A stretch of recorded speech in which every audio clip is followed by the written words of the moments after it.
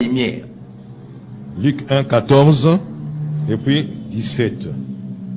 Luc 1, 14, verset 17. Il sera pour toi un sujet de joie et d'allégresse, et plusieurs se réjouiront de sa naissance. 17. Il marcha devant Dieu avec l'esprit et la puissance d'Élie, pour ramener le cœur des pères vers les enfants et les rebelles à la sagesse des justes, afin de préparer au Seigneur un peuple bien disposé. Amen. Alors maintenant, on voit la présence d'un ange.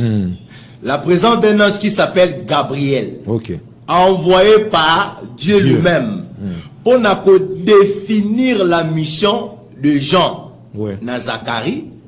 Alobi, moi na wana kozala un sujet de joie.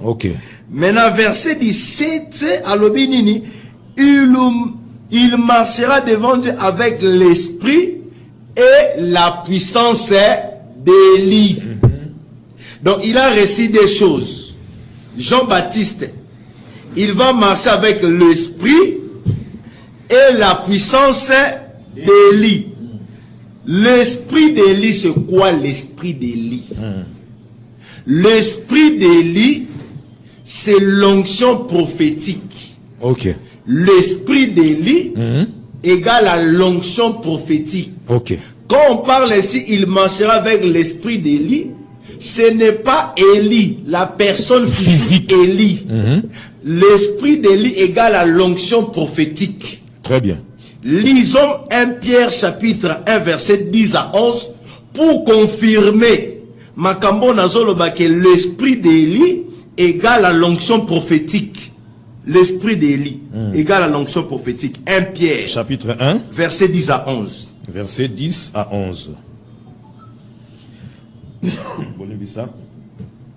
Les prophètes qui ont prophétisé touchant la grâce qui vous était réservée ont fait de ce salut l'objet de leurs recherches et de leurs investigations. 11. Voulant sonder l'époque et les circonstances marquées par l'Esprit de Christ qui était en eux et qui attestait d'avance les souffrances de Christ et la gloire dont elle serait suivie. On parle de l'Esprit de Christ qui était dans le prophète de l'Ancienne Alliance.